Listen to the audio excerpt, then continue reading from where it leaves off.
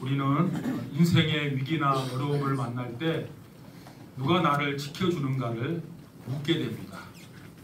사람은 약속을 해도 쉽게 변합니다. 그러나 하나님은 신실하십니다. 하신 약속을 지키시고 자신의 백성들을 결코 버리지 않습니다. 아멘.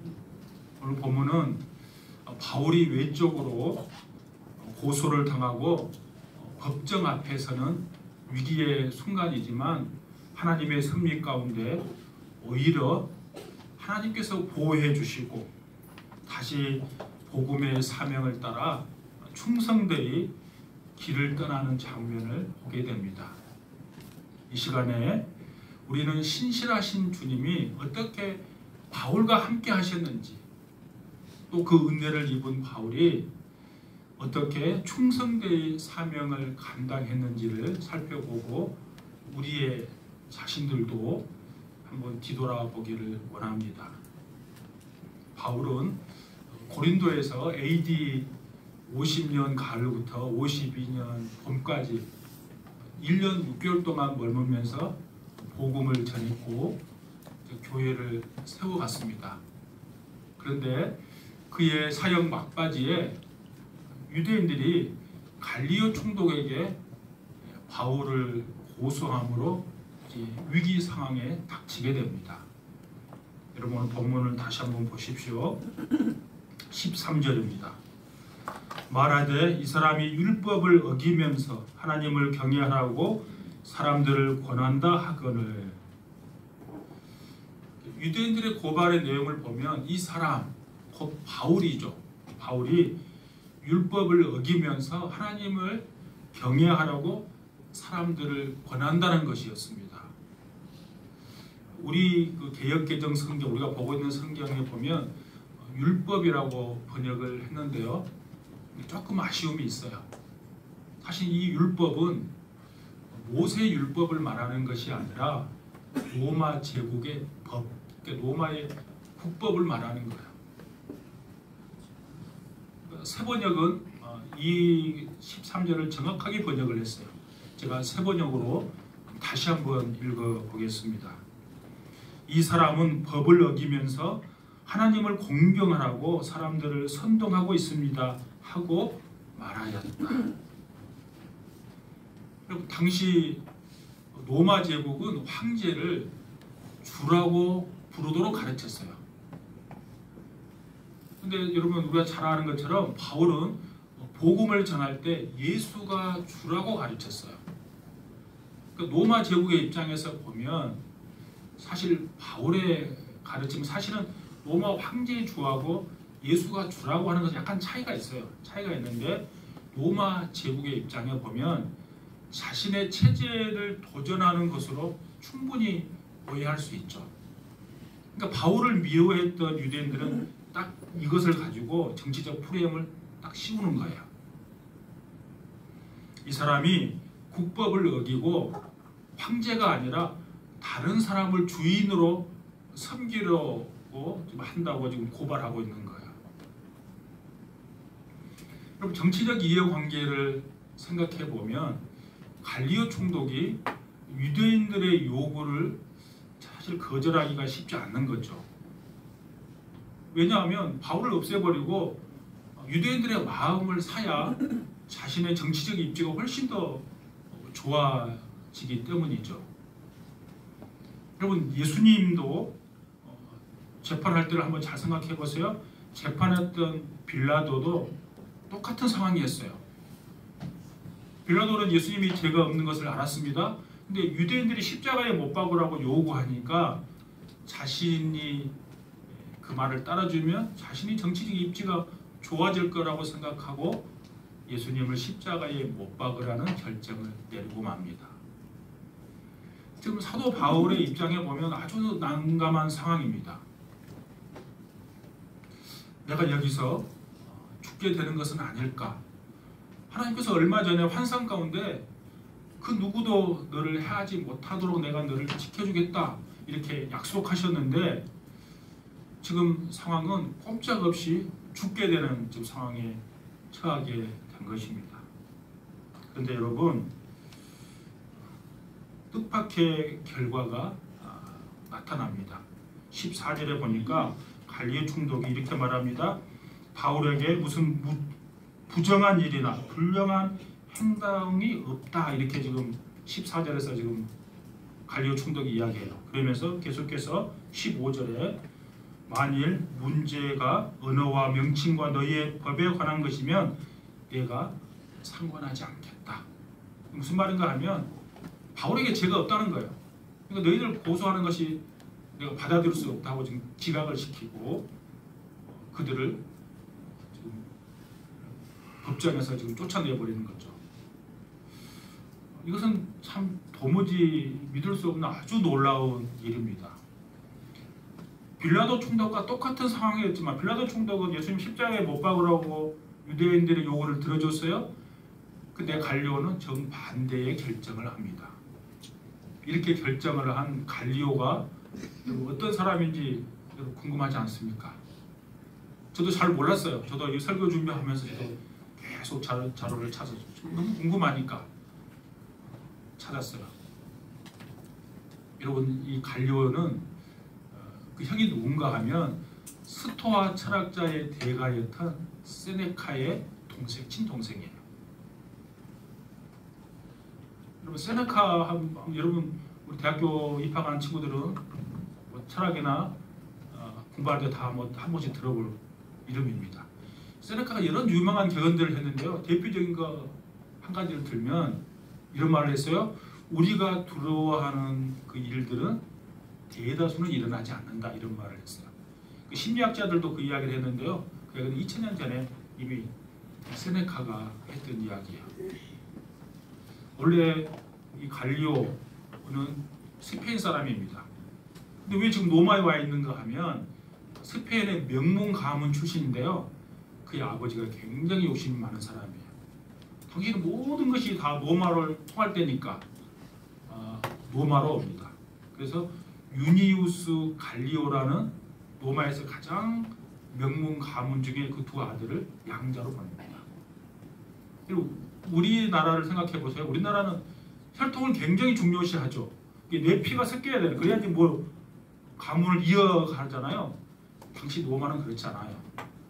내 친아들이 좀 부족하면 친아들을 대신해서 양자를 삼아요. 그리고 우리의 가문을 일으키는 것을 훨씬 더 좋게 생각하는 것이 당시 로마의 문화예요. 그러니까 양자로 받아들인 거죠. 여러분, 세네카가 누군가 하면 다시 로마 제국의 폭군 중에 폭군이었던 네로 황제, 여러분 기억하시죠? 네로 황제의 가정교사였고 정치적 고문이었어요. 그러니까 네로 황제의 스승이었어요. 그러니까 로마에서 가장 명문 가문의 양자로 입양됐기 때문에 최고의 교육을 받았겠잖아요. 그러니까 그의 형이 최고의 철학자가 됐고, 갈리오도 사실은, 그래서 제가 이걸 자료를 찾으면서 이 사람은 정치가보다는 훨씬 더 학자에 가까운 거예요. 정치적 욕심이 있었다면 빌라도와 같은 결정을 내렸을 거예요. 근데 학자에 더 가까웠기 때문에 그는 올바른 결정을 내린 거죠. 어찌되었건 갈리오 총독의 무죄 판결로 인해서 이제 복음은 로마 제국의 심장부인 로마로 갈 길이 열리게 된 것입니다. 복음의 역사 속에서 하나님은 이 갈리오라는 사람을 최적의 때에 만나게 하셨습니다. 우연한 사건이고 우연한 만남 같지만 하나님께서는 놀랍도록 정확하게 일을 하십니다. 아멘. 사도 바울이 고린도에서 1년 6개월 동안 머물면서 사역했잖아요.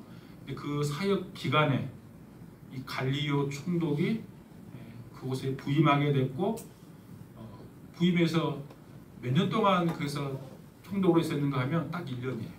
그러니까 사도 바울이 1년 반 동안 있을 때 이 사람은 딱 1년 하고 총독의 자리에서 내려와 버려요. 그가 좀 건강이 안 좋았기도 했지만 정치에는 별로 매력을 안 느끼기 때문에 그냥 그 자리에서 내려와 버린 것이죠. 여러분, 하나님께서 하시는 일은 이처럼 겉으로 보기에는 별 의미가 없어 보이는 일들도, 또 그냥 넘어갈 만한 사건들을 통해서도 한치의 오차도 없이 이루어지고 있다는 사실입니다.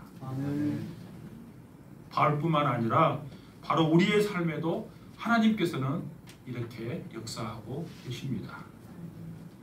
여러분, 지난 주간 한 주간을 한번 생각해 보세요. 한 주간 동안 여러분 누구를 만났습니까? 또 누구와 문자를 또 주고받고 통화를 하셨습니까? 일주일 동안 삶을 돌아보면 우연치 않은 사건들이 나에게 혹시 발생한 일은 없었습니까? 우리는 그런 일이 일어나면 그냥 그런가 보다 하고 그냥 지나가 버려요. 그런데 사실은 그런 사건들을 통해서 하나님의 구원의 역사가 이루어지고 있을지 모른다는 사실입니다. 바울이 고린도에서 1년 6개월 동안 머무는 그 시기에 갈리오 총독이 거기에 부임한 것은 바울을 보호하시려는 하나님의 정확한 시간표 속에 있었던 것입니다. 오늘 우리가 만나는 사람들, 교회에서 만남, 직장에서의 만남, 우리 또 마을 사잖아요. 마을에서의 만남, 또 동호회 활동하는 사람들은 동호회에서의 만남, 때로는 갈등 속에서도 누군가와 마주치는 그 일들은 그냥 우연하게 일어난 일이 아닙니다. 우연처럼 보이는 만남 속에 하나님의 의도와 섭리가 있습니다. 그리고 그 섭리를 믿는 자에게 모든 만남은 사명이 됩니다. 우리가 수요일날 성경 공부했잖아요. 하나님의 섭리에 대해서 공부했잖아요. 그래서 우리가 만난 우연처럼 일어나는 모든 일들은 사실은 다 하나님의 섭리 가운데 있는 거예요. 유대인들이 바울을 고소했지만 갈리오 총독이 기각을 시켰어요. 그 장면을 쭉 지켜봤던 고린도 사람들이 이제 화가 난 거예요. 화가 나서 유대인들에게 화풀이를 하고 싶은데 유대인 전체에게는 화풀이 하지 못하고 그 유대인들의 리더라고 할 수 있는 회장장 소스데네에게 폭력을 가합니다. 그러니까 집단 폭행을 가하죠. 그리고 우리가 그 영화 같은 데 보잖아요. 폭행할 때 으슥한 골목으로 데리고 가잖아요. 보통 학교 다닐 때도 막 옛날 폭행할 때 보면 화장실 뒤쪽으로 데리고 가잖아요. 근데 이 폭행은 그렇지 않지 않고 어디를 가는가 하면 법정 앞에서 그대로 폭행해요. 그러니까 총독이었던 갈리오도 그대로 받고 거기에 있는 모든 사람들이 다 봅니다. 놀라운 것은 갈리오가 그 폭행 장면을 보면서도 외면해 버립니다. 관여를 하지 않는다는 거예요. 왜냐하면 사실은 어떻게 보면 그가 그 지역의 총독이기 때문에 거기에 폭행 장면이 일어나면 자기가 적극적으로 관여해야 맞겠죠. 근데 갈리오 총독도 외면해 버려요. 전혀 관여하지 않습니다. 어쩌면 이것은 바울을 악랄하게 괴롭혔던 소수대네에 대한 하나님의 심판이라고 볼 수 있습니다. 만약 그가 그 후에 회개하지 않았다면 그가 이 세상을 떠난 후에 하나님의 영원한 심판을 면치 못했을 것입니다. 그런데 여러분, 놀랍게도 소수대네는 회개하고 예수님을 믿습니다.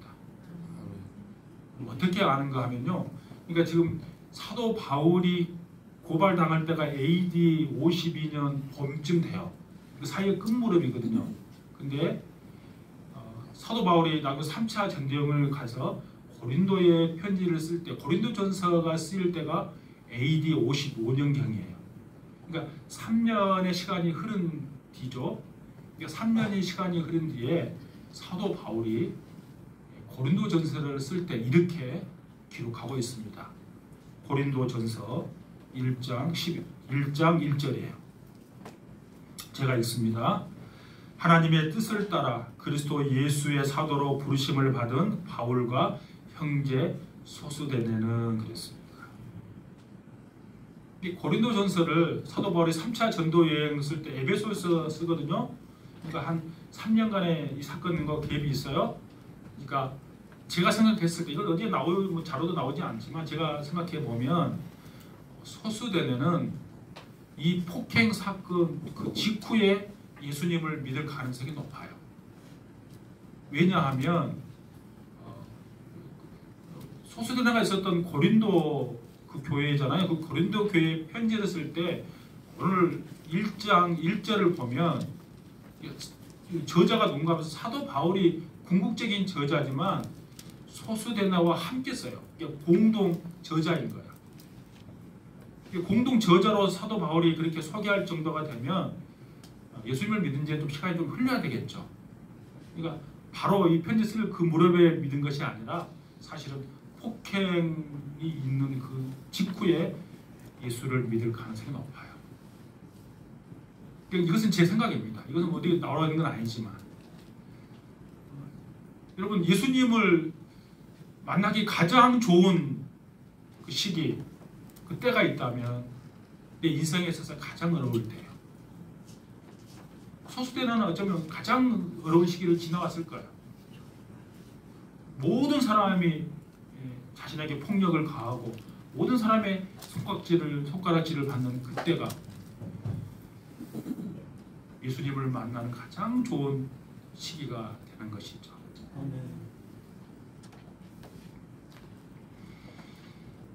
그는 위대한 사도 바울과 함께 편지를 쓰는 공동 저자가 되는 놀라운 영광을 누리게 됩니다.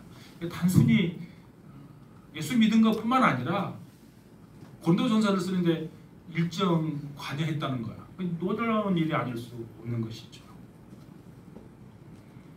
여러분 사실 누구보다도 바울이 소수대네가 회개하고 돌아왔을 때 기뻐했고 그를 영접하고 아마 환영했을 것 같아요. 왜냐하면 사도 바울 자신이 복음의 원수였기 때문이죠. 바울이야말로 교회를 잔멸하려고 했고 악랄하게 교회를 핍박했던 그가 바로 바울이었잖아요. 그러니까 복음의 원수가 바로 바울이었어요. 자신과 같은 똑같은 처지에 있었던 소수대네가 회개하고 돌아왔을 때 바울이 얼마나 기뻤겠습니까? 이처럼 아무리 악랄한 복음의 원수라 할지라도 회개하고 주님을 영접하면 하나님께서 그를 받아주실 뿐만 아니라 영광의 자리로 인도해 주십니다. 아멘. 혹시 여러분 주위 가운데 기독교 기자만 들어도 교회 교자만 들어도 알레르기 반응을 보이고 그냥 침을 튀기면서 반대하는 사람 혹시 있습니까? 그런데 그 사람들을 잘 여러분 주목해 보십시오. 놀라운 역사가 일어날 수 있습니다. 바로 우리를 통해서 이 복음의 원수가 복음의 일꾼으로 변화되는 그 역사를 여러분 기대해 보시기 바랍니다. 얼마든지 하나님은 그 일을 가능케 하세요. 여러분 우리가 복음을 전할 때 또 선한 일을 할 때 여러 위협과 방해가 따르더라도 주님의 약속을 믿고 담대히 나아갈 수 있기를 원합니다. 하나님은 오늘도 신실하게 우리를 지키시고 인도해 주십니다. 사람을 통해서든 상황을 통해서든 반드시 말씀대로 이루어 가십니다.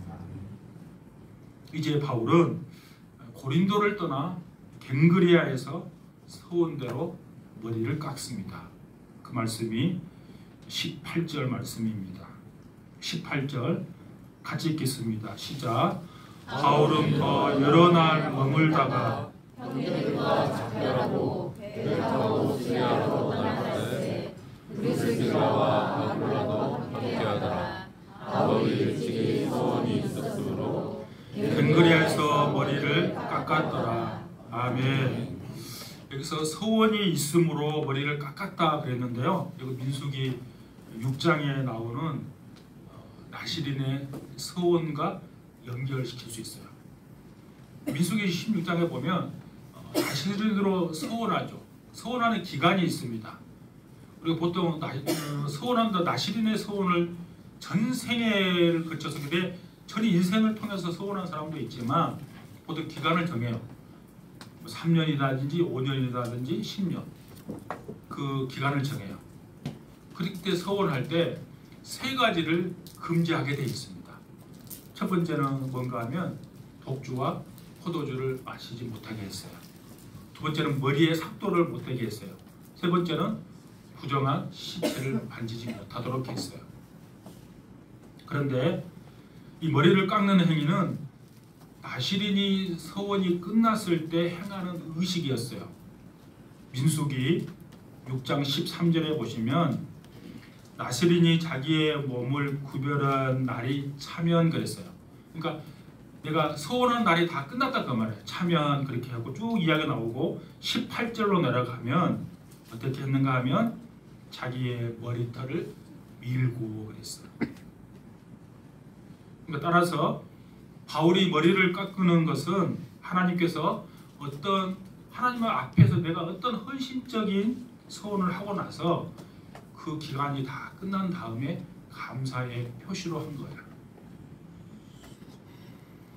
이것은 단순한 행위가 아닙니다. 하나님께서 자신의 서원에 응답해서 지켜주신 은혜에 대한 감사의 표현이고 헌신의 상징입니다.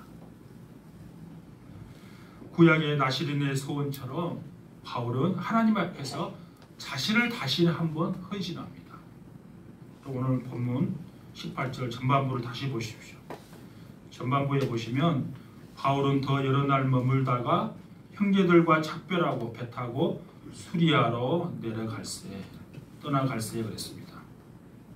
그러니까 바울이 고린도에서 1년 6개월 동안 사역을 마치고 떠납니다. 응답받은 감사가 끝이 아니라 새로운 시작이라는 거예요. 거기서 다시 떠나는 거예요, 바울은. 고린도에서 서원했어요. 고린도에서 서원한 거 하나님이 응답해 주셨죠. 아마 자신을 지켜달라고 서원했던 것 같아요. 그가 해할 자가 없을 것이다. 아마 이렇게 응답해 준 거 보면 자신을 지켜줬던 것으로 볼 수 있어요. 그는 안디옥으로 돌아가서 이제 선교 보고를 마친 후에 제 3차 전도 여행을 준비를 합니다.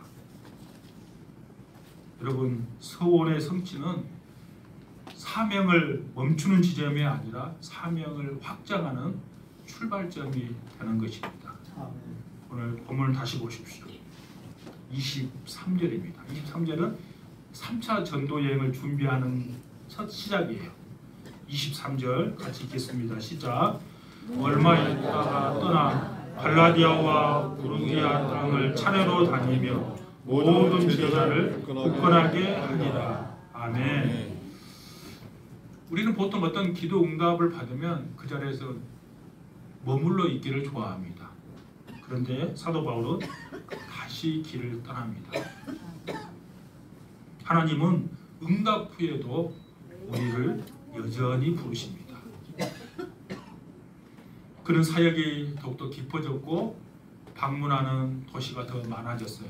그리고 제자들을 세우는 일에 더 집중합니다. 그러니까 그 서원이 있었던 1차, 2차 전도여행 그 전후로, 그러니까 1차, 2차 전도여행은 전도자로서 바울의 삶을 살았다면 서원이 있는 이후에 3차 전도여행 때는 사도 바울이 한 지역에 오래 머물면서 제자를 삼고 양육하는 데 더 집중해요.